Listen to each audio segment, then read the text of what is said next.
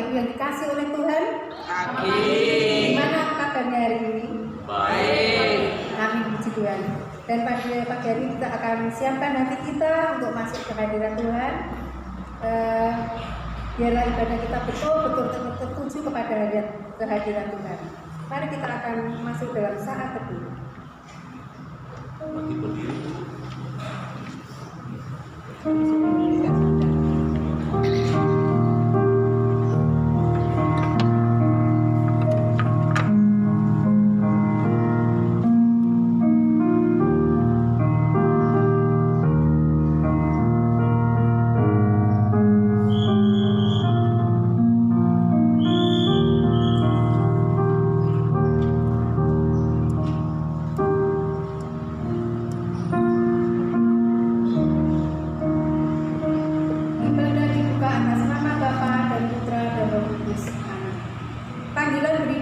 Terambil dalam Mazmur 150 ayat 1, 2, dan 6. Haleluya.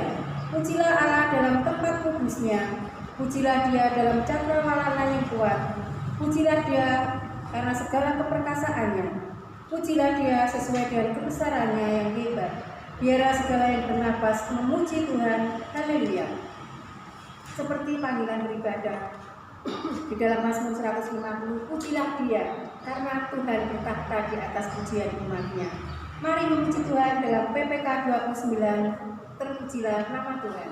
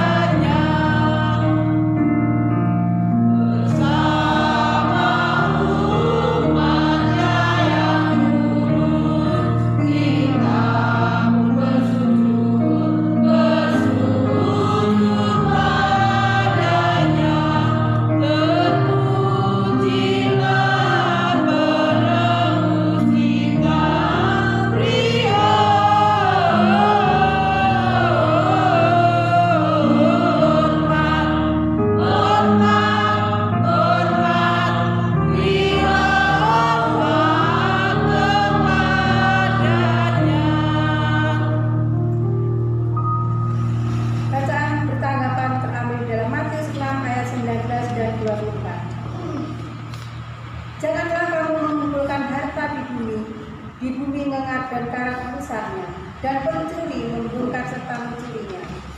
Tetapi mengumpulkan hati kepada saudara, mengadakan tidak rusaknya, dan pencuri tidak membongkar serta mencurinya.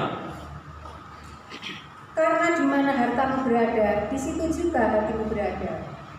Maka kita tubuh kita membaik terasa seluruh jika terasa seluruh jadi kita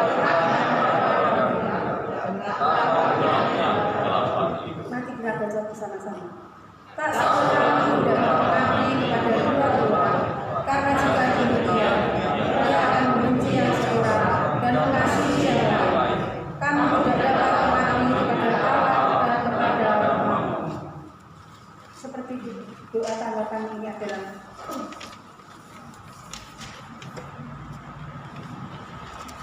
janganlah mengumpulkan harta di bumi dan sesuai dengan kurban ini. Stop hedonisme untuk mencari kepuasan dunia. Sebelum kita memasuki ujian selanjutnya, kita akan berdoa. Bapa yang baik, kami mengucap syukur dan berterima kasih Tuhan jikalau pada kesempatan pagi hari ini Tuhan masih memberikan kami nafas hidup sehingga kami boleh menyempatkan waktu kami untuk beribadah kepada Tuhan.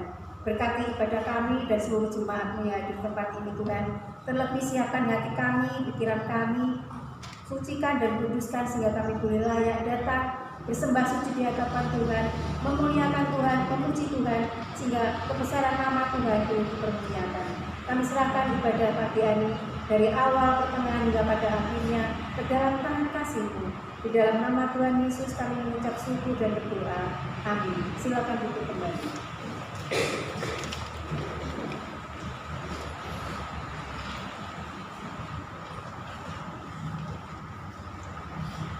Marilah kita boleh merasakan kasih Tuhan dalam hidup kita.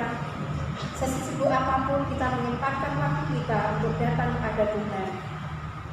Jangan kita hanya fokus kepada hal yang duniawi, hanya mementingkan diri sendiri. Oleh sebab itu, melalui ujian kita pada pagi hari ini, kita fokus seperti dalam tema-tema Tuhan, stop hedonisme. Kita harus mengutamakan Tuhan dalam segala hal. Kita harus buang dulu masalah-masalah dunia, kita tanggalkan sebentar. Kita tuju, fokus kita hanya kepada Tuhan, yaitu tertuju kepada Yesus yang merupakan harta kita. Kalau kita sudah memiliki Yesus, kita memiliki segala-galanya. Mari kita pujikan KPPK 325, Ku Memilih Yesus.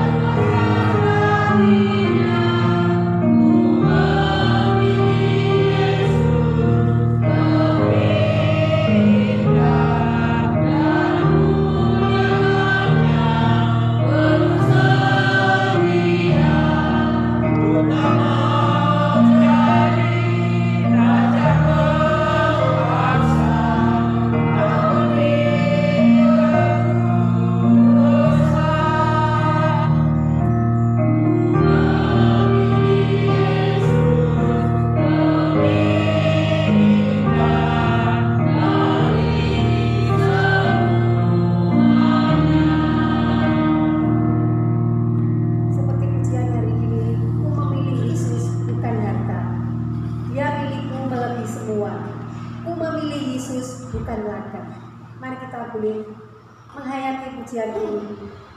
Kita tidak mau memikirkan hal-hal duniawi.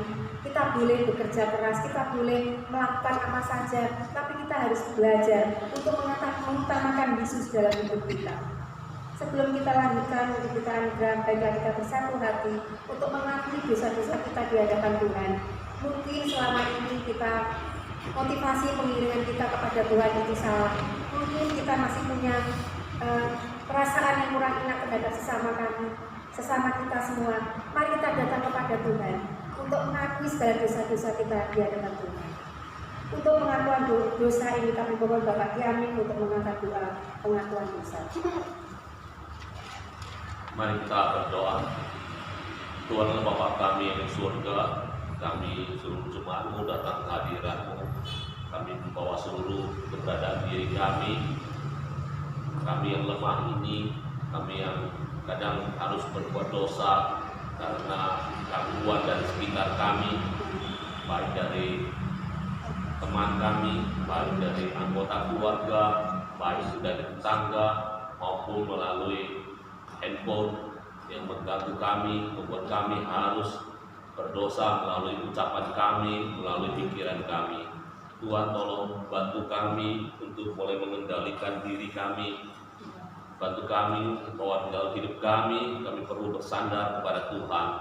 Di tengah godaan dunia, di tengah godaan gangguan dari si iblis, ataupun di tengah gangguan dari si aku yang selalu ingin menuruti kehendak diri, Tuhan tolong bantu kami, ingatkan kami bahwa kami perlu mengingat dan kami hanya boleh menuruti kehendak Tuhan, bukan kehendak yang lainnya. Tuhan tolong bantu kami untuk bisa menguasai diri, bantu kami untuk selalu ingat dan bersandar hanya kepada-Mu. Ampuni segala dosa-dosa kami ya Bapa, baik kami lakukan itu secara sengaja maupun tidak sengaja. Ampuni kami karena sudah membukakan hati Tuhan. Terima kasih Bapa, berkat pengampunan-Mu kami terima pengampunan-Mu dan kami berjanji untuk hidup benar mulai sekarang ini. Terpujilah nama-Mu, dalam nama Yesus kami berdoa. Amin. Berita anugerah terdapat di dalam Yeremia 33 ayat 8. Aku akan mentahirkan mereka dari segala kesalahan yang mereka lakukan dengan berdosa terhadap Aku. Dan Aku akan mengampuni segala kesalahan yang mereka lakukan dengan berdosa dan memberontak terhadap Aku. Petunjuk hidup baru terdapat dalam Matius 22 ayat 34 sampai 40. Jawab Yesus kepadanya, kasihlah Tuhan Allahmu dengan segenap hatimu dan segenap jiwamu dan segenap akal budimu. Itulah hukum yang terutama dan yang pertama. Dan hukum yang kedua yang sama dengan itu ialah kasihlah sesamamu manusia seperti dirimu sendiri. Pada kedua hukum inilah tergabung seluruh hukum Taurat dan kitab para nabi. Di sini kita boleh merasakan dan kita tahu di dalam petunjuk hidup baru untuk seperti yang dikatakan Tuhan Yesus. Kasihlah Tuhanmu, Tuhan Allahmu dan dengan segenap hati. Bila kita mengingat kembali kita harus mengasihi Tuhan dengan segenap hati kita, dengan segenap akal budi kita, sehingga kita betul-betul hati kita melekat kepada Tuhan Yesus. Oleh sebab itu, Yesus telah disalib untuk menebus dosa kita, untuk menebus dosa saudara dan saya. Darah Yesus membebaskan kita. Oleh sebab itu kita layak untuk memuji Dia, untuk mengagungkan namanya, untuk memuliakan Dia. Mari kita pujikan di dalam PPK 33, muliakanlah namanya. Muliakan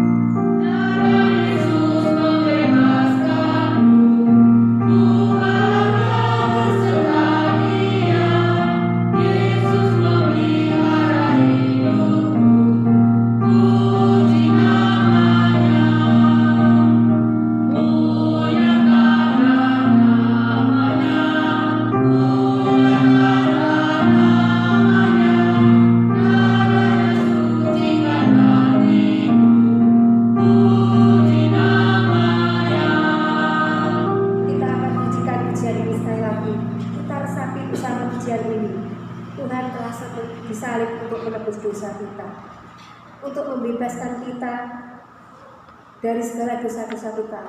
Melalui kematiannya, melalui karya penebusan yang dikerjakan di atas kayu salib, hubungan kita dengan Tuhan yang sudah hancur boleh diperdamaikan kembali melalui jalan salib. Mari kita bersama-sama untuk bersatu hati memujikan pujian satu kali lagi. Kita resapi pujian ini sungguh karena dosa kita Dia rela mati di atas kayu salib, sehingga hubungan kita dengan Allah yang sudah hancur boleh diperdamaikan melalui darah Kristus. Mari kita pujikan pujian ini satu kali lagi.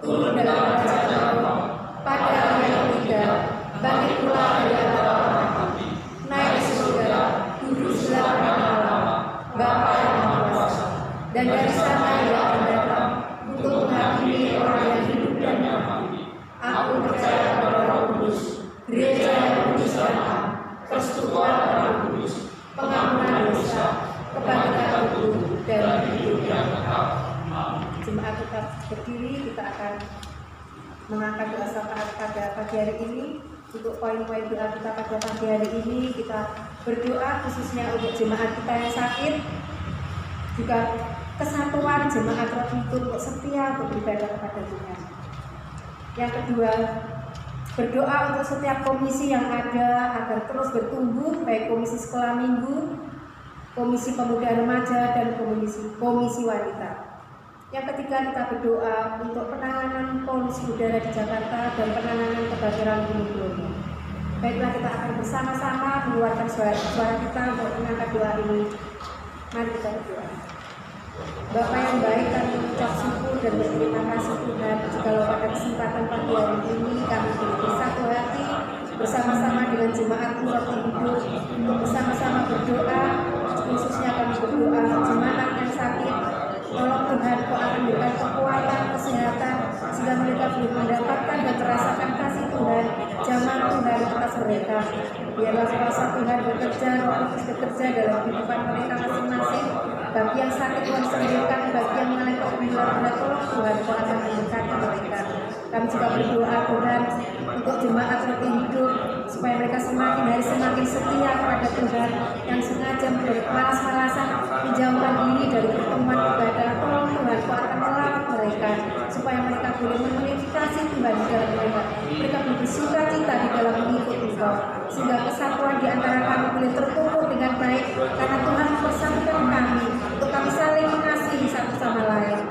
Terima kasih Tuhan. Kami juga berdoa untuk komisi wanita, juga komisi sekolah minggu, tolong Tuhan memberkati setiap mereka, juga anak-anakmu yang ambil bagian di dalam komisi sekolah minggu, tolong Tuhan akan pimpin mereka, tambahkan hikmat karunia dari Tuhan, supaya mereka boleh melakukan tugas dan tanggung jawab mereka sesuai dengan kehendak-Mu. Juga kami berdoa untuk pemuda remaja, Tuhan kirimkan jiwa-jiwa baru bagi pemuda remaja ini supaya makin hari makin bertumbuh, sehingga makin hari ada kekompakan di antara mereka, sehingga pemuda remaja ini semakin hari semakin bertumbuh secara kuantitas dan terlebih secara kualitas iman, bersatu hati untuk memajukan pemuda remaja ini untuk kedepannya jauh lebih baik lagi. Tuhan, kami juga berdoa untuk polusi dan penanganan udara yang ada di Jakarta. Tolong Tuhan, Kau akan memberikan solusi yang baik, penanganan yang baik, sehingga semua itu boleh teratasi dengan baik. Kondisi kebakaran yang ada di wilayah Bromo, Tuhan, biar Tuhan juga akan campur tangan dan akan memberkati setiap mereka yang ambil bagian dalam semua ini. Tuhan akan selalu menyertai mereka semua. Inilah Tuhan yang akan menjadi doa kami. Tuhan akan mendengarkan setiap doa kami, seumpama akan berdoa untuk seluruh jemaat. Bila Tuhan bersatu hati untuk mengasihi satu sama lain, bergandeng tangan untuk merasakan kasih Tuhan, belum bersatu hati karena Tuhan, tanpa kesatuan, tanpa kesehatian, bahkan tanpa kerjasama yang baik, kami yakin semuanya tidak akan bisa bertumbuh dengan baik. Oleh sebab itu Tuhan, tolong Kau akan memberkati setiap jemaat-Mu, terlebih para jemaat yang hidup. Oleh sebab itu Tuhan, tolong Kau akan memberkati bersatu hati, kekompakan, semua itu akan terjadi di antara kami. Terima kasih Tuhan, inilah doa syafaat kami naikkan ke dalam tangan kasih-Mu. Di dalam nama Tuhan Yesus kami mengucap syukur dan berdoa. Amin. Silakan kembali. Sebelum kita akan melanjutkan pujian kita pada pagi hari ini, kaum wanita akan mempersembahkan pujian. Waktu dan tempat kami persilakan.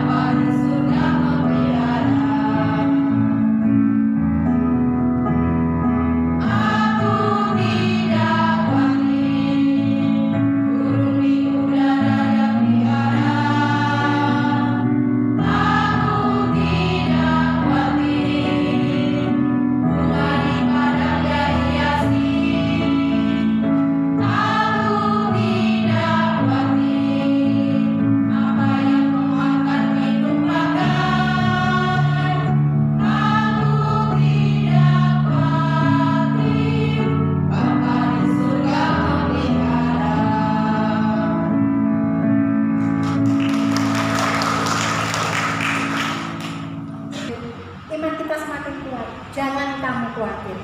Burung di udara tidak memiliki lumbung, tidak memiliki apa-apa, tapi Tuhan pelihara. Bunga di padang dia tidak memiliki baju seindah baju Salomo, tapi Tuhan tetap pelihara. Itu merupakan iman kita. Jangan pernah khawatir, Tuhan akan memelihara kehidupan saudara dan saya.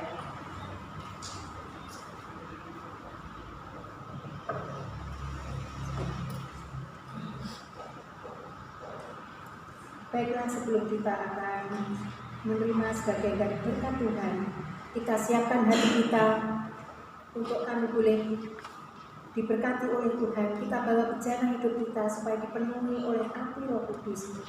Bila dipenuhi oleh bejana-bejana kita dengan firman Tuhan yang memberi kesejukan di dalam hati kita. Kita bawa ke sungai Tuhan. Urutku kesejukan air hidupmu Tuhan. Penuhi sekarang, mari kita pujikan. 288 penuhi sekarang Tuhan.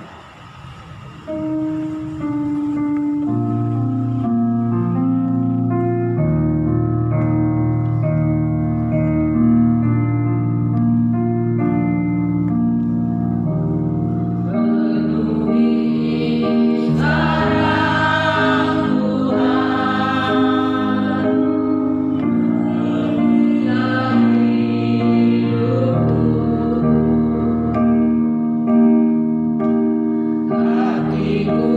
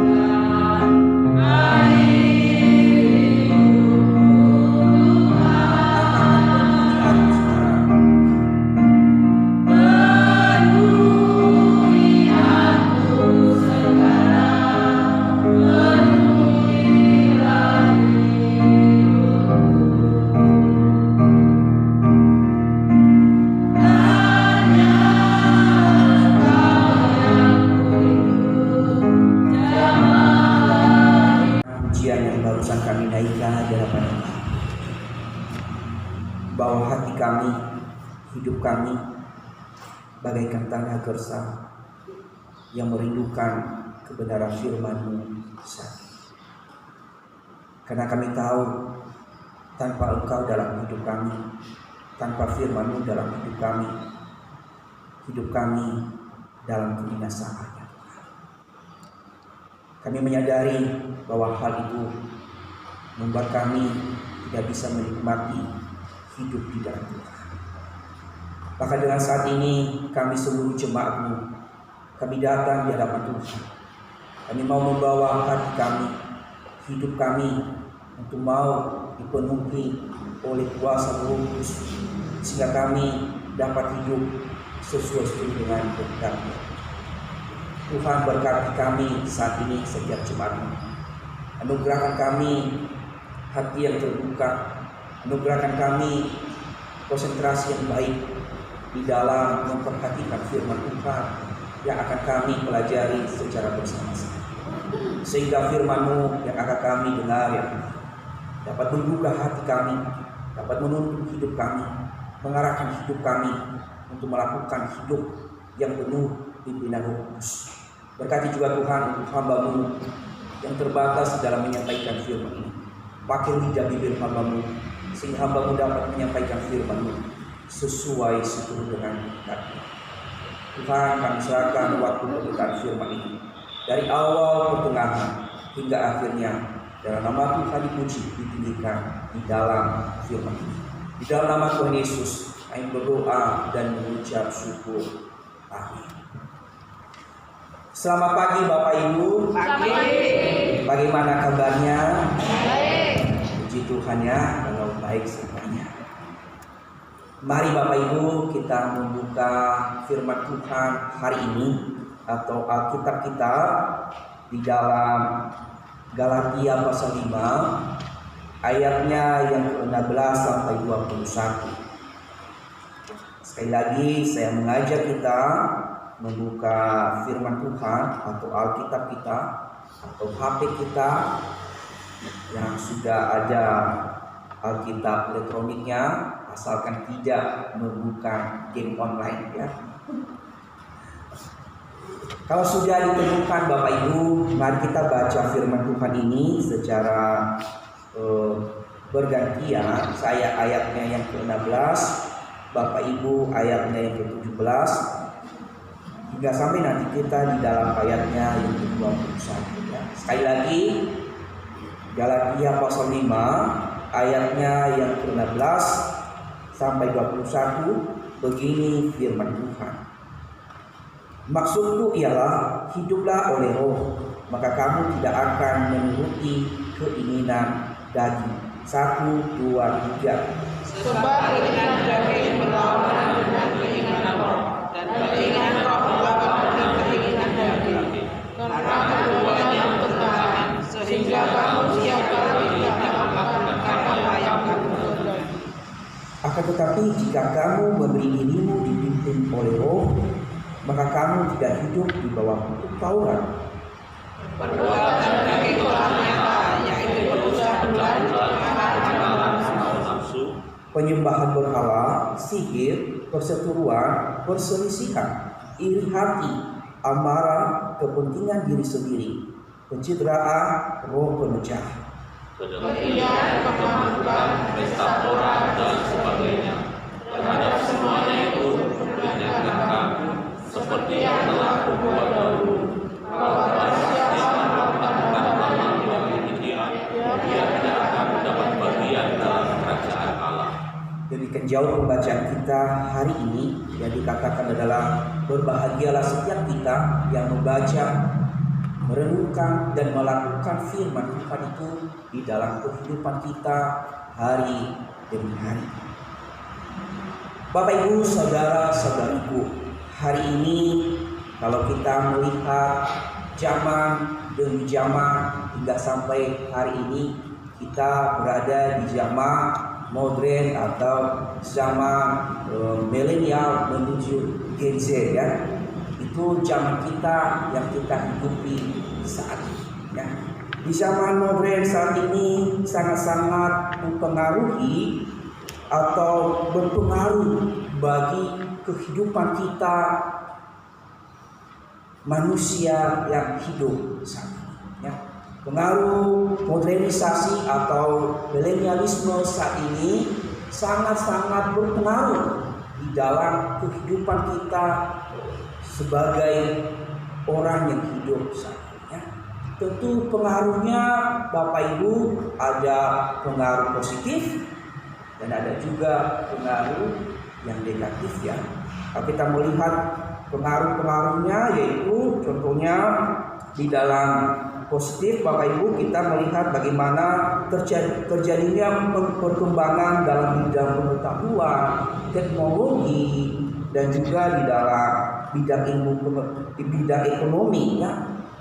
Pengaruh itu bisa membuat kita semakin lebih cepat di dalam mengetahui contohnya yang terjadi di luar negeri yang kita bisa ketahui di sini.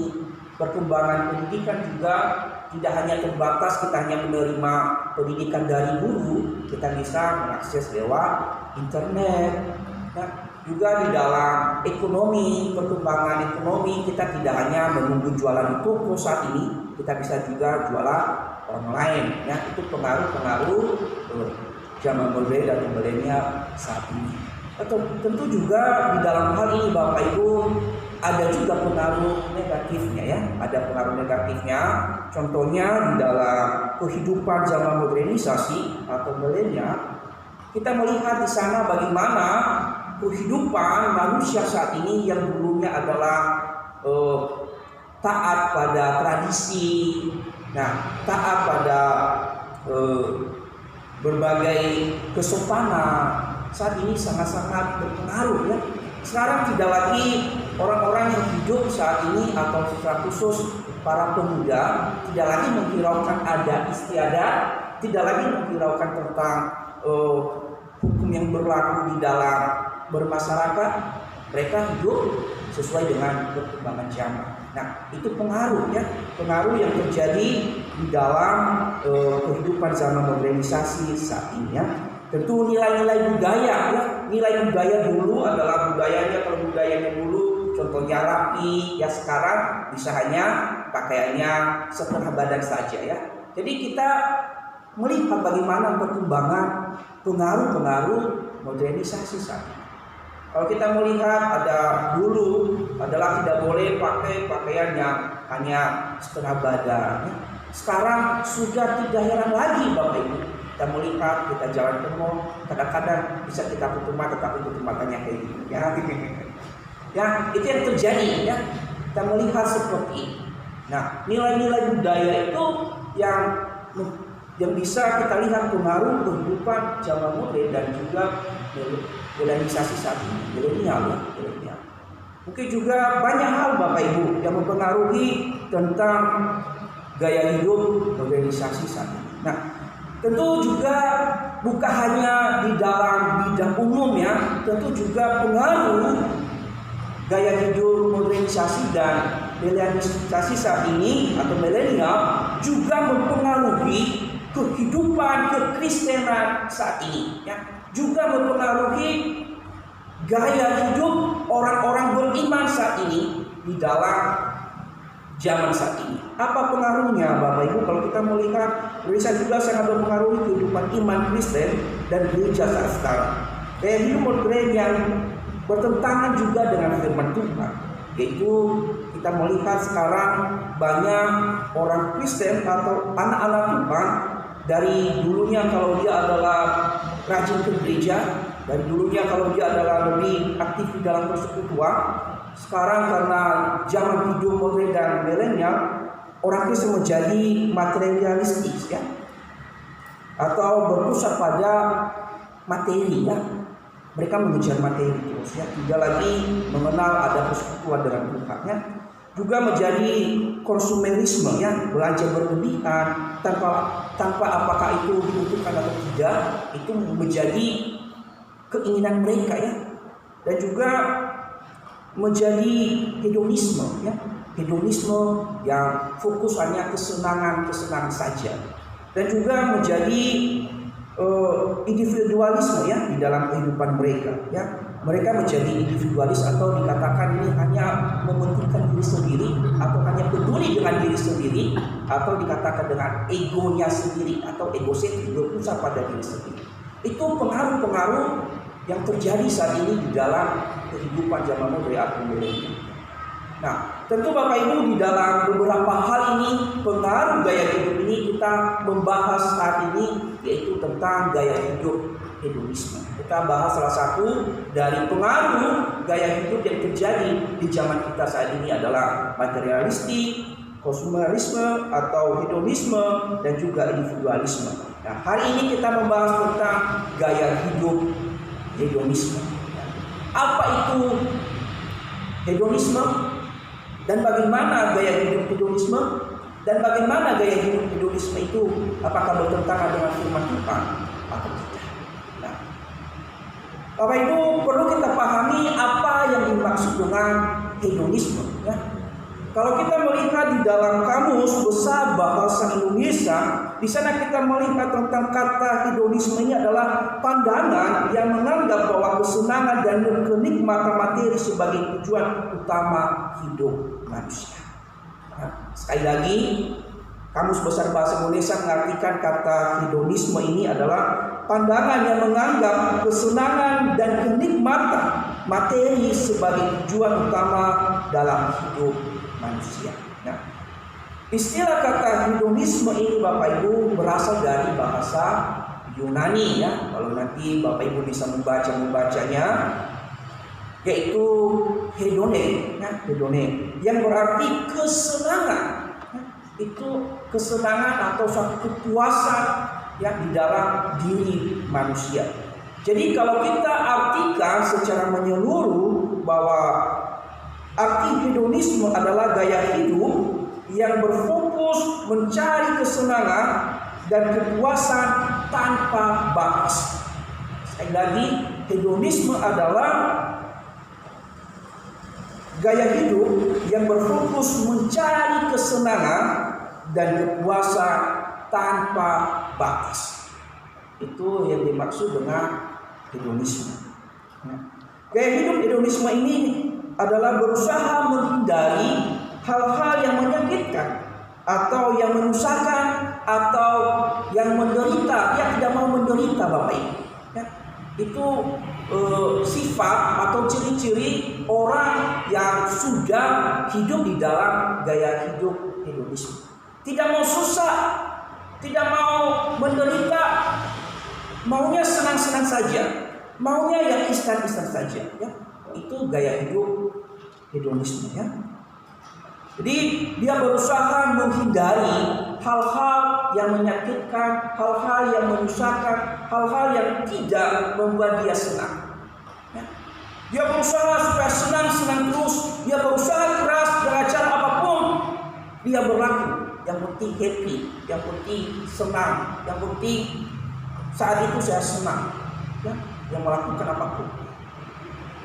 Jadi sifat atau ciri-ciri orang yang hidup di dalam gaya hidup hedonisme ini tidak mau susah Bapak Ibu, tidak mau menderita, maunya ya happy saja, kalau boleh secara instan saja ya. Contohnya di dalam memiliki usaha atau bekerja, yang dia pikirkan untung terus, dia tidak mau memikirkan rugi ya. Itu tanda atau ciri-ciri orang yang hidup di dalam gaya hidup hedonisme. Nah, Bapak Ibu saudara-saudariku, itu arti kata hedonisme. Nah, pertanyaan yang kedua tadi, bagaimana gaya hidup hedonisme ini? Seperti apa sih gaya hidup hedonisme yang supaya kita bisa nanti melihat, sehingga kita bisa nanti membatasi diri di dalam gaya hidup hedonisme? Seperti apa di antara kita saat ini atau di masyarakat yang sudah dipengaruhi oleh gaya hidup hedonisme? Nah, perlu kita pahami Bapak Ibu bahwa gaya hidup hedonisme ini adalah orang yang bergaya hidup tidak pernah merasakan kepuasan, kesenangan dan dalam hidupnya, karena dia terus-menerus mencari kepuasan dan kesenangan. Sekali lagi saya katakan bahwa orang yang sudah hidup di dalam gaya hidup hedonisme, dia tidak pernah merasakan kepuasan, kesenangan, karena dia terus-menerus mencari kesenangan itu. Sekalipun dia sudah mendapatkan apa yang diinginkan hari ini, sekalipun dia sudah mendapatkan apa yang sudah dia doakan, apa yang sudah dia usahakan, dia tidak pernah puas. Dia tidak pernah puas. Karena tujuan tadi, seperti yang tadi, tujuannya adalah mencari kesenangan, kepuasan. Itu tujuan hidup. Dia tidak pernah puas dengan apa yang dia miliki. Dia tidak pernah senang dengan apa yang sudah dia pegang saja. Jadi hidupnya terus tujuannya kesenangan, kepuasan. Ya. Dan bisa dikatakan bahwa orang yang sudah berpengaruh atau sudah dipengaruhi oleh gaya hidup hedonisme tidak tahu bersyukur. Ini yang harus ditegaskan. Orang yang sudah hidup di dalam gaya hidup hedonisme, orang yang tidak tahu bersyukur. Ini yang harus kita garis bawahi. Ya. Kita harus garis bawahi. Ya. Karena dia tidak pernah puas, Bapak Ibu. Ya. Dia tidak pernah puas. Nah, gaya hidup hedonisme ini, Bapak Ibu, sangat-sangat berisiko di dalam kehidupan kekristenan. Ya. Sangat-sangat mempengaruhi kehidupan iman kekristenan. Ya. Sekali lagi saya katakan bahwa orang yang sudah terpengaruh dengan gaya hidup hedonisme, dia terus mencari kesenangannya. Karena kesenangan dan kenikmatan dan kepuasan yang menjadi tujuan utama hidupnya, sekali lagi saya katakan, dia menghalalkan berbagai macam cara untuk mendapatkan kesenangan, untuk mendapatkan kepuasan. Contohnya Bapak Ibu, dia, kalau kita melihat saat ini, gaya hidup hedonisme ini adalah belanja, ya, suka belanja, ya, suka belanja di mall, di mana-mana, belanja sepuasnya, ya, belanja apapun, ya, itu supaya kesenangan itu terpenuhi. Ya. Dia belanja berlebih, sekalipun itu tidak dibutuhkan, dia suka belanja ini yang penting apa yang dilihat dimiliki oleh orang lain. Dia tidak pernah puas juga kalau dia tidak memiliki. Nah, itu gaya hidup hedonisme. Contohnya, saya beli HP karena saya sangat membutuhkan, karena HP saya kadang-kadang error, saya beli HP. Ya, ini contoh, ya. Yang sudah beli HP, mungkin harganya, yang mungkin harga HP-nya sesuai dengan kantong saya, Bapak Ibu, ya. Sesuai dengan kantong saya. Nah, contohnya ini, kali dia lihat saya sudah beli HP baru. Bukan dalam arti kali dia ini nanti dalam gaya hedonisme, ya. Nah, karena kali dia sudah melihat saya punya HP baru, dan kali dia langsung, dia tidak mau kalah. Saya juga harus beli HP baru. Sekalipun kali dia tidak punya uang, ya, dia berusaha pinjam uang orang untuk membeli HP baru sehingga kepuasan itu terpenuhi. Ya. Artinya bahwa orang yang hidup di dalam gaya hidup hedonisme ini adalah tidak mau dikatakan, oh dia tidak punya apa-apa. Maunya dipuji, maunya dikatakan, wow, ya, dia bisa, ya, bisa dia tidak mau kalah. Itu ciri-ciri orang yang hidup di dalam gaya hidup hedonisme. Dia tidak mau kalah dengan orang lain, ya. Sekalipun itu kantongnya kering, sekalipun itu tidak ada uang di dalam dompetnya, dia berusaha pinjam, asalkan HP saya dapat, saya serah. Sekalipun itu tidak dibutuhkan, Bapak. Dan ini sangat-sangat berbahaya, sangat-sangat berbahaya. Banyak juga contoh lainnya, ya. Contohnya sudah punya kendaraan, ya. Sudah punya kendaraan motor satu. Melihat tetangga beli motor baru merek yang berbeda, dia juga ingin beli, ya. Sekalipun tidak ada di kantongnya, dia berusaha kredit. Sudah dapat merek baru, mungkin motor NMAX, dia tidak pernah puas lagi. Dia melihat tetangga kiri kanannya lagi ada yang beli mobil Vario, ada mobil mewah, dia juga beli. Jadi itu tadi, dia tidak pernah ada kepuasan di dalam hidupnya. Ya. Ini gaya hidup hedonisme. Dan orang ini adalah orang yang tidak bertanggung jawab, saya katakan. Orang yang tidak bertanggung jawab kalau orang sudah hidup lagi di dalam gaya hidup hedonisme. Kenapa Bapak Ibu? Karena orang ini terus melakukan hal-hal yang senang-senang saja. Dia tidak mau susah. Dia minjam orang, dia tidak bertanggung jawab untuk mengembalikan. Ini akibatnya gaya hidup hedonisme. Dia minjam uang orang yang untuk memenuhi kepuasan keinginan sehingga dia tidak bertanggung jawab. Ya, ini yang bahayanya. Ya. Gaya hidup hedonisme, hidupnya berfoya-foya saja. Hidupnya maunya senang-senang saja. Kalau boleh 1 jam di sini di kafe yang bermerek sini, di sana lagi 1 jam di kafe di sana. Yang penting intinya berpesta orang. Dia senang. Ya. Contohnya mengkoleksi berbagai macam kafe yang bisa mewah. Ya. Contohnya kafe yang mewah di kita sekalipun sudah ditutup saat ini, ya, depan rel kereta api apa namanya itu Lexus ya. Itu mewah. 1 gelas ya, bisa berapa ratus ribu. Ya. Untuk aja ada Starbucks di sini Bapak Ibu yang 1 gelas itu. Nah, banyak kan seperti itu gaya hidup pemuda zaman sekarang. Maunya melihat wow. Padahal Bapak Ibu kantongnya dari, tapi berusaha menutupi. Sekali lagi saya katakan tadi, dia berusaha dikatakan dilihat senang, puas. Dia tidak mau susah, kelihatan susah. Dia tidak mau kelihatan menderita. Tapi saya percaya pemuda di roti hidup tidak seperti itu ya. Tidak seperti. Karena setiap malam minggu pemuda di roti hidup baru pulang dari tempat persekutuan, kafe sudah tutup semua. Ya. Tidak ada lagi kesempatan untuk kafe ya. Nah, jadi ini bahaya ya. Nah, ini yang harus dihindari. Ini yang membuat kita digeserkan dari iman kita ketika kita sudah terjerumus di dalam gaya hidup hedonisme. Gaya hidup hedonisme. Sekali lagi bahwa orang yang sudah terpengaruh dengan gaya hidup hedonisme, banyak contohnya Bapak Ibu ya. Mungkin juga di dalam hal makanan ya. Orang yang sudah terpengaruh gaya hidup hedonisme, dia tidak mau makanannya biasa-biasa, maunya yang enak-enak saja Bapak Ibu. Ya. Dia tidak mau makanannya yang maksudnya yang nilainya rendah, ya. Dia maunya yang mewah-mewah saja.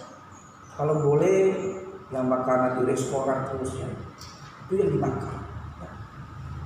Itu termasuk gaya hidup hedonisme. Nah, ini seperti itulah gaya hidup hedonisme. Jadi ketika kita temukan di dalam masyarakat saat ini, ketika kita menemukan juga mungkin orang-orang yang seiman dengan kita, perlu kita mengingatkan. Ya. Sebabnya Bapak Ibu, gaya hidup hedonisme ini sangat mempengaruhi kehidupan iman kita, kehidupan berkristenan. Ya. Itu tentang sekilas gaya hidup hedonisme. Nah, pertanyaan yang ketiga Bapak Ibu, apakah gaya hidup hedonisme ini bertentangan dengan firman Tuhan atau tidak? Nah, ini yang harus kita pahami. Apakah orang Kristen juga tidak boleh bersenang-senang? Apakah orang Kristen juga tidak boleh ngafe? Apakah orang Kristen juga tidak boleh berbelanja? Kalau tidak belanja nanti bapak-bapak di rumah kalau tidak ada makanan di rumah bisa marah sama ibu-ibu kalau tidak belanja. Nah, ini yang harus kita pahami ya. Apakah ini sebatas seperti apa sih yang dimaksud firman Tuhan? Apa yang dikehendaki Tuhan tentang gaya hidup seperti apa yang Tuhan kehendaki di dalam kehidupan kita sebagai orang Kristen? Nah, Bapak Ibu saudara-saudari, perlu kita pahami bahwa istilah kata hedonisme yang berasal waktu itu berasal dari bahasa Yunani, sekali lagi bahwa hedone, yang berarti kesenangan. Nah, hal ini dilatar belakangi atau muncul pada saat masa kehidupan para filsuf pada saat itu, termasuk yaitu Sokrates yang menemukan karena dia berpikir atau bertanya pada saat itu menanyakan tentang tujuan hidup manusia. Ya. Apa tujuan hidup manusia di dunia ini? Sokrates ini seorang filsuf bertanya kepada masyarakat dan termasuk pada dirinya, apa tujuan hidup manusia? Dan pertanyaan ini Bapak Ibu dijawab secara tidak langsung oleh muridnya yang bernama Aristoteles dengan berpandangan bahwa kehidupan yang terbaik bagi manusia adalah kesenangan atau kepuasan. Nah, maka lahirlah yang dikatakan pemikiran hedonisme.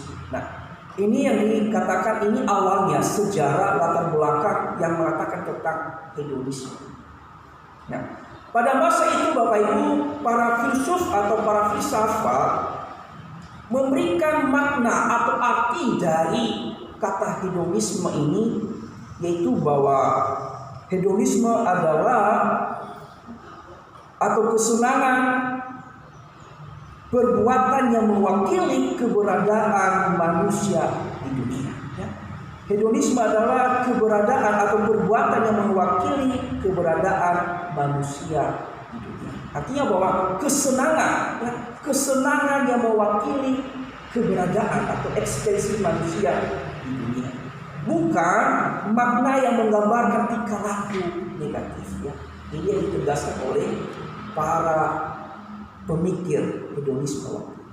Jadi bukan menggambarkan tentang gaya hidup yang berarah negatif. Ya.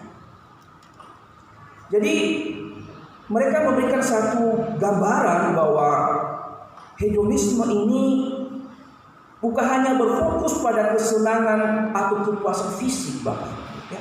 Bukan hanya berfokus pada kesenangan dan kepuasan fisik, melainkan juga pada pemenuhan rohani dan psikologi, dan juga di dalam iman kekristenan termasuk. Sekali lagi bahwa apa yang dimaksud oleh para filsuf saat itu bukan hanya menggambarkan tentang kesenangan fisik, kesenangan jasmani, tetapi secara seluruhnya keberadaan manusia itu mendapatkan kesenangan kepenuhan rohaninya secara spiritualitas.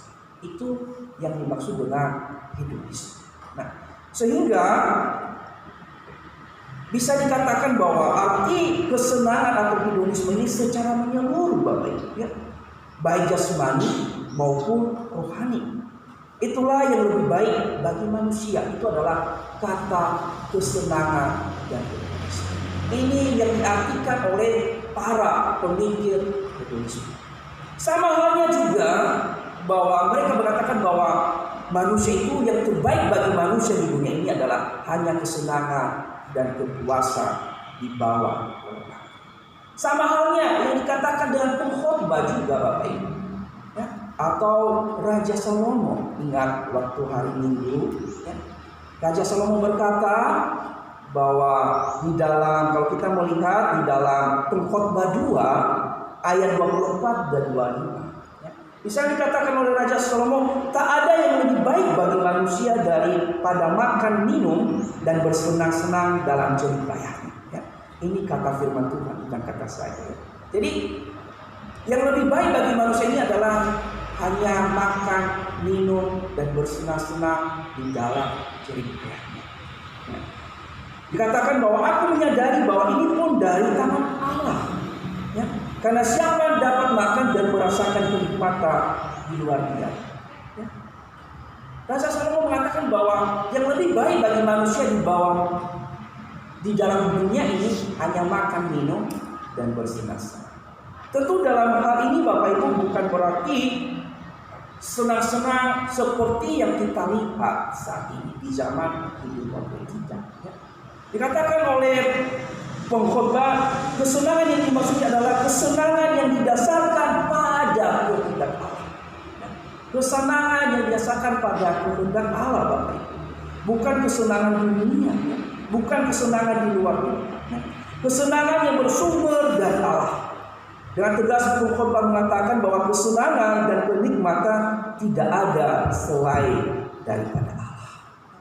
Itu yang diharapkan oleh pengkhotbah. Nah, Apa hubungannya dengan firman Tuhan yang sudah kita baca hari ini? Ya. Di dalam Galatia pasal 5 ayat 16 sampai 21. Ya. Di sana kita melihat Paulus mengajak jemaat Galatia untuk hidup dipimpin oleh Roh dan tidak hidup di dalam kedagingan. Nah, pertanyaannya, apakah hedonisme ini termasuk kedagingan? Apakah hedonisme ini termasuk hal-hal yang tidak dikehendaki oleh Allah? Jawabannya adalah ya. Ya. Kalau kita memperhatikan di dalam bacaan kita, gaya hidup hedonisme adalah termasuk kedagingan, keinginan daging, Bapak. Perbuatan keinginan daging. Karena hidup berfoya-foya, hidup di dalam pesta pora, itu sudah termasuk hal kedagingan. Perhatikan di dalam ayatnya yang ke-19 Bapak Ibu sampai 21 bagian A. Ya. Di sana dikatakan perbuatan daging telah nyata. Perbuatan daging telah nyata, yaitu percabulan, pencemaran hawa nafsu, penyembahan berhala, sihir, perseteruan, perselisihan iri hati, amarah, kepentingan diri sendiri, pencitraan, roh pemecah, kedengkian, kemabukan, pesta pora, dan sebagainya. Ya. Artinya bahwa hedonisme ini termasuk gaya hidup yang mengandung kedagingan, yaitu pesta pora. Ingat tadi makna dari kata hedonisme, yaitu kesenangan. Nah, ini yang dikatakan Paulus, jangan hidup di dalam kedagingan, jangan hidup di dalam hedonisme. Karena hedonisme itu adalah tidak sesuai dengan firman Tuhan. Orang yang hidup di dalam kedagingan, keinginan diri sendiri, lebih mementingkan diri sendiri adalah tanda kalau orang tidak hidup dipimpin oleh Roh Kudus. Tanda kalau orang tidak hidup sesuai dengan pimpinan Roh Kudus. Sehingga Paulus mengatakan, hiduplah oleh Roh. Sehingga kamu tidak menuruti keinginan dagingmu, tidak menuruti hawa nafsumu, tidak menuruti kesenangan kepuasan, tidak mencari kepuasan di dunia ini, Bapak. Itu yang dikatakan oleh Rasul Paulus, ya. Dikatakan bahwa Paulus mengajak supaya jemaat di Galatia ini hidupnya sesuai dengan kehendak Tuhan. Hidup di bawah pimpinan Roh Kudus, bukan menunjukkan keinginan-keinginan daging yang dikatakan tadi tentang gaya hidup hedonisme. Paulus mengajak, dikatakan oleh Paulus bahwa ketika kita hidup di dalam hedonisme dan kita mengklaim diri sebagai orang Kristen, Paulus mengatakan kehidupan yang dipimpin oleh Kristus dan juga keinginan daging sangat bertentangan. Dikatakan di dalam ayat 17 sampai 18. Perbuatan daging berlawanan dengan keinginan roh dan juga sebaliknya. Jadi orang Kristen tidak boleh hidup di dalam gaya hidup hedonisme, karena itu adalah keinginan daging, pesta pora, mabuk, menghalalkan berbagai cara untuk memuaskan keinginan, menggeserkan Tuhan sebagai pusat utama di dalam hidupnya, menggantikan kesenangan duniawi menjadi tujuan utama hidup. Nah, ini yang dilarang oleh firman Tuhan. Ketika kita lebih menunjukkan hedonisme kita, hati-hati, awas. Kita sudah tidak lagi hidup di bawah pimpinan Roh Kudus. Kita sudah meleset dari apa yang Tuhan kehendaki. Bahaya. Gaya hidup hedonisme membuat kita tidak lagi mengenal Tuhan, menjauhkan kita dari persekutuan-persekutuan dengan Tuhan, membawa kita tidak lagi fokus kita, hidup kita adalah Tuhan, membawa kita berfokus pada harta dunia, membawa kita fokus mencari materi supaya terpuaskan keinginan kita, menjauhkan kita dari apa yang Tuhan kehendaki. Contohnya tadi Bapak, karena ingin puas dengan kesenangan dunia, pinjam uang orang, pinjam sini, pinjam sana, akhirnya Bapak yang terjadi kacau, dan membuat kita tidak lagi hidup sesuai dengan firman. Ini hati-hati, bahaya. Ya. Jangan tiru gaya hidup hedonisme, ya. Karena membawa kita jauh dari Allah, membuat rumah kita rusak dengan Allah. Ya. Kalau kita melihat berita saat ini Bapak Ibu, ya. Kalau nggak salah mahasiswa UGM ya di Jogja, dia membunuh adik tingkatnya demi mendapatkan harta adik tingkatnya untuk melunasi hutang pinjolnya atau pinjaman online, ya, yang lebih beberapa juta. Dia rela membunuh, ya.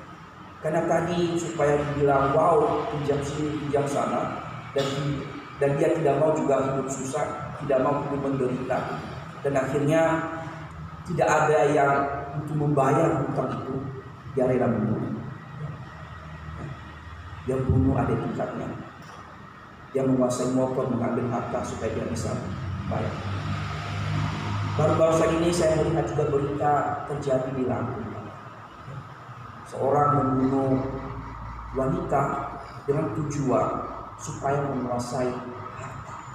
Karena terlilit tadi hutang. Karena tadi dilihat kaya ya, kaya tapi tidak ada dana, sehingga dia kelihatan kaya. Setiap hari kafe, setiap hari di mall, setiap hari di sana. Yang penting di tempat-tempat wisata setiap lihat medsosnya kelihatan. Dan akhirnya karena tadi katakan senang-senang, dia membunuh Bapak.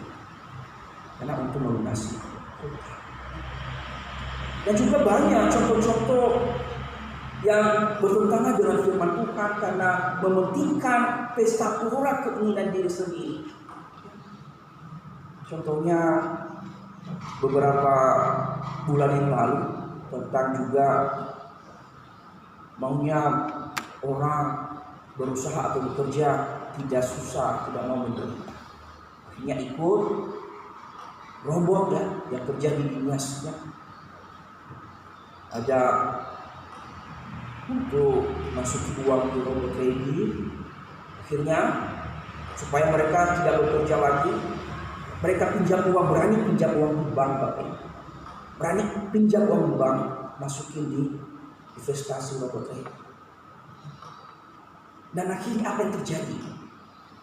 Ya kalau kita dilihat Kota Malang ya, ada pendiri utamanya di sini ditangkap, dan akhirnya semua orang yang ada di dunia saat ini harus dikasih, termasuk kakak saya dan termasuk adik saya. Adik saya dia ambil arisannya dan masuki di dalam, dan itu web yang ditutup, dan adik saya tidak lagi mendapat. Kakak saya juga, dan tidak apa-apa karena kakak saya punya sumber yang banyak karena dia kerja di luar negeri. Lebih 100 juta masuk di robot, tidak kembali. Ya kakak saya jawab, itu hanya cuma bonus saya setiap bulan. Ya bagi saya itu sudah sangat-sangat luar biasa. Ini tadi karena tidak mau susah, tidak mau menderita, maunya yang instan-instan saja, ya. Maunya dilihat seperti ini Bapak. Dan ini kita harus hindari. Stop hedonisme. Stop yang tidak mau susah, stop yang tidak mau menderita. Ingat kata firman Tuhan bahwa kesenangan, kepuasan hanya ada di dalam Tuhan, hanya ada di dalam Allah, hanya ada di dalam Yesus Kristus. Jangan kau berpikir ketika engkau memiliki banyak barang, memiliki banyak harta dunia, berpikir engkau senang, puas. Dunia tidak akan pernah memberikan kepuasan. Ingat, sumber kepuasan hanya satu-satunya. Di dalam Mazmur 16 ayat 11 firman kita waktu hari Sabtu. Di sana kita melihat Allah mengatakan bahwa kenikmatan dan kepuasan hanya ada ketika kita sungguh-sungguh hidup di dalam Yesus Kristus, ketika kita sungguh-sungguh beriman, berserah sepenuhnya kepada Yesus Kristus. Disitulah kita menemukan kepuasan dan kesenangan yang sejati. Tapi ketika kita hidup di luar Tuhan, jangan pernah berharap engkau menemukan kesenangan, kepuasan sejati. Dunia tidak pernah memberikan jaminan kesenangan dan kepuasan sejati melalui harta-harta. Maka dengan hal itu Bapak, mari kita sungguh-sungguh hidup di dalam Kristus. Ingat, Tuhan tidak pernah membiarkan kita begitu saja. Ketika kita susah, ketika kita menderita, Tuhan pasti akan memberikan kita kesenangan melalui banyak hal. Dia memulihkan kita, Dia memberikan kita damai. Dan ini yang harus kita lakukan di dalam kehidupan kita sebagai orang Kristen. Sekali lagi, jangan hidup dengan gaya hidup hedonisme. Stop hedonisme, karena hedonisme membawa kita jauh. Kesenangan tidak ada di dunia ini, Bapak. Kesenangan tidak ada di dalam Yesus Kristus. Amin. Untuk firman Tuhan. Minta Ibu Suci menuntut kita. Bapa yang di surga, ada banyakkan setiap kami, supaya setiap kami dapat menghentikan gaya hidup yang berlebihan. Kami tahu Tuhan, Engkau telah mencukupkan kehidupan kami dan memelihara kami. Kami tahu Tuhan, dengan kebutuhan hidup kami tidak pernah merasakan kekurangan. Tapi dalam dunia kami, ketika kami senantiasa ingin memenuhi gaya hidup kami yang ternyata itu terlalu berlebihan, dan itu bahkan membuat kami terlilit utang sana sini, membuat kami ingin dilihat orang lebih, membuat kami ingin dilihat orang supaya kami tidak direndahkan atau apapun itu Bapak. Ampuni setiap kami, biar kami boleh belajar di dalam Engkau, kami mencukupkan segala kebutuhan hidup kami, supaya setiap kami juga Tuhan jauhkan daripada iri hati, kedengkian atau segala apapun yang membuat kami jauh dari Engkau. Biarlah Tuhan, harta dunia hanya dapat mencukupkan kebutuhan kami, tetapi Engkau lah yang dapat mencukupkan setiap kami dengan hidup yang kekal, dan kami mau menjaga iman kami di dalam Engkau. Berkati melalui yang menyampaikan firman, berikan iman, wawasan hikmat yang lebih lagi dalam melayani, dalam memberitakan firman-Mu, biar boleh menemukan iman setiap kami para jemaat. Terima kasih Tuhan, terima kasih firman-Mu, dan biar boleh diam dalam hati kami lakukan dalam firman kami sehari-hari. Terima kasih, Haleluya. Amin. Saya kembalikan kepada Tuhan. Baiklah Bapak Ibu yang dikasihi Tuhan, melalui pemberitaan firman Tuhan pada pagi hari ini kita diingatkan kembali untuk stop hedonisme yang artinya mencari kepuasan atau kesenangan semata atau keinginan-keinginan tadi. Biarlah kita hidup fokus, hidup dipenuhi oleh Roh Kudus, dan Tuhan akan memelihara kehidupan kita. Dan kita akan mempersembahkan apa yang terbaik untuk Tuhan setelah Tuhan memberikan kita ke atas hidup kita, dan kita akan memberikan yang terbaik untuk Tuhan. Kita akan pujikan KR 281 persembahan.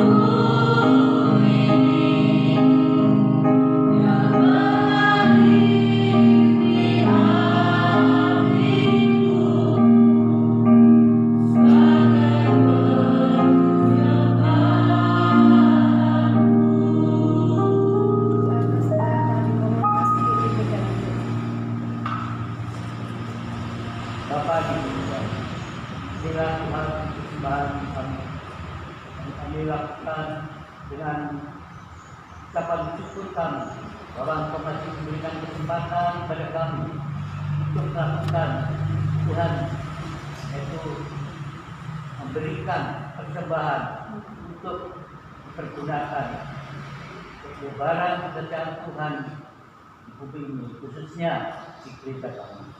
Karena itu Tuhan berkatilah persembahan kami sehingga betul berguna untuk pekerjaan Tuhan di tempat ini.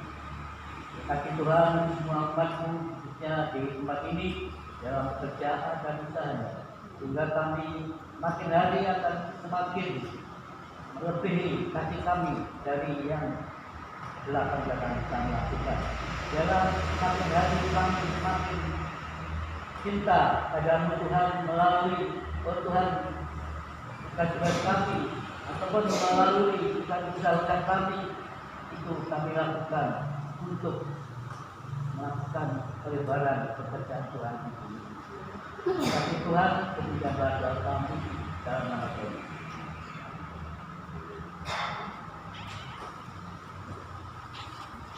Sebelum kita akan membacakan pengumuman atau warta untuk ibadah minggu depan, saya mewakili Persekutuan Wanita mengucapkan banyak terima kasih buat ibu-ibu semua yang sudah ambil bagian di dalam HUT kaum wanita yang ketiga kemarin, walaupun saya sudah tertunda selama 2 tahun, dan kemarin puji Tuhan kita bisa merayakan HUT Wanita Pejuang Iman. Di situ kita harus bersyukur dan jangan lihat hadiah ya. Kita bersyukur, di situ kita melihat kekompakan, kesatuan hati serta kerjasama yang baik sehingga semua itu boleh berjalan dengan baik.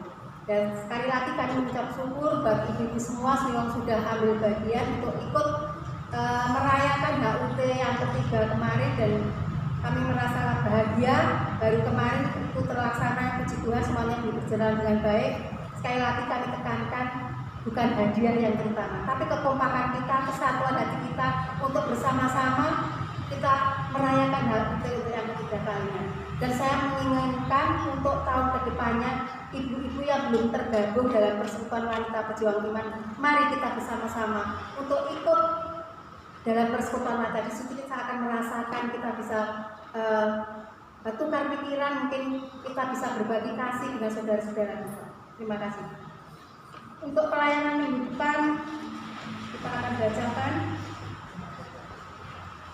pelayanan minggu depan tanggal 24 September 2023. Pengkhotbah Evangelis Afilius pengkhotbah Ibu Tirma, liturgos Ibu Prisma, musik Saudari Joy, backing vokal Bapak Kianming dan Saudari Cencen, kolektor Bapak Ibu Purwanto, penyambut Saudari Nona dan Saudari Alia. Ibadah sekolah minggu setelah ibadah umum selesai, ibadah pejuang wanita tetap berjalan dengan biasanya pada hari Rabu tanggal 20 September 2023 pukul 5 sore bertempat di Jalan Ciliwung nomor 62, renungan Evangelis Afilius, liturgas Ibu Winarse, dan dihimbau seluruh wanita ikut dalam beribadah. Ibadah pengudar mata Ora Eklabora pada hari Sabtu pukul 5 sore bertempat di Jalan Cokro Aminoto 106A, 60A, renungan Evangelis Afilius, liturgos Saudari Joy dan musik Saudari Ala.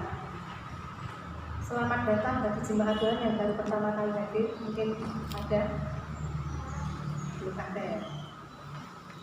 Untuk laporan keuangan, Bapak Ibu bisa membaca di lembar ini. Jika ada kata tulisan yang salah, bisa menghubungi tata usaha. Demikianlah warta kita pada pagi hari ini. Kita akan balik berdiri, kita akan pujikan bersama.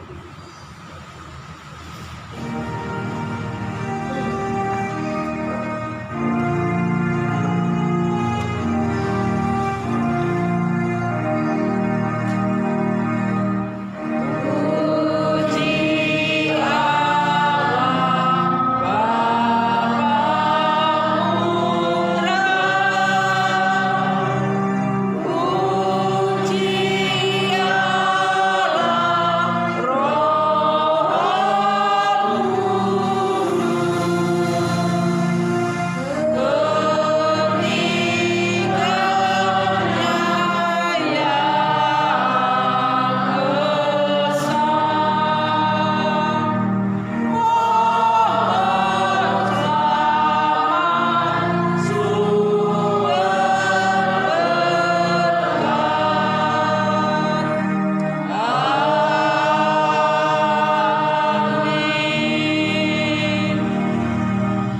Bapak Ibu, saudara-saudariku, mari kita arahkan hati kita di dalam menerima berkat yang berasal dari Tuhan. Ingat firman Tuhan yang telah mengingatkan kita hari ini. Mari kita berhenti dengan gaya hidup yang tidak sesuai dengan kehendak Tuhan. Kita menjauhkan diri dari keinginan-keinginan daging. Tapi marilah kita hidup dipimpin oleh Roh Kudus. Marilah kita pulang, kita terima berkat yang berasal dari Tuhan. Kasih dari Allah Bapa, kasih dari Yesus Kristus, dan persekutuan dari Roh Kudus memimpin kita, menyertai kita dari saat ini sampai kedatangan Kristus yang kedua kalinya. Amin.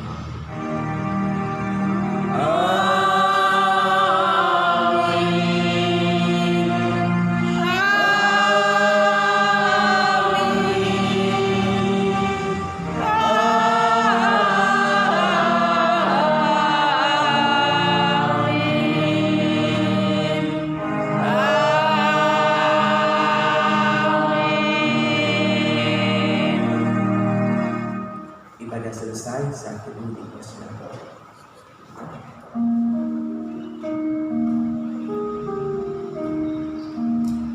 Saat itu selesai, jika ada pengumuman tambahan